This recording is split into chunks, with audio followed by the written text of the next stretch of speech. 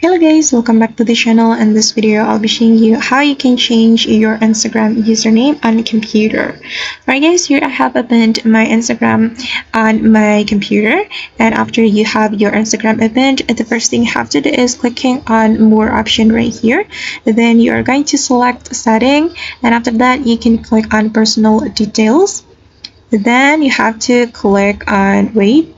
You have to wait for a moment. Okay, and after that you can click on your profile right here. Then you can select the account that you want to change the username, and I'm going to change my username on this account. So just tap on this option, tap on this button. Then since we want to change the username, we can click on username, and you can change your username right here.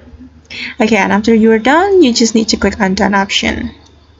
Alright guys, and that's how we can change Instagram username on computer. I hope this tutorial will be helpful for you. Thank you so much for watching, and if you find this tutorial is useful, don't forget to hit the like button, leave your comments, and also subscribe to this channel. See you in the next video.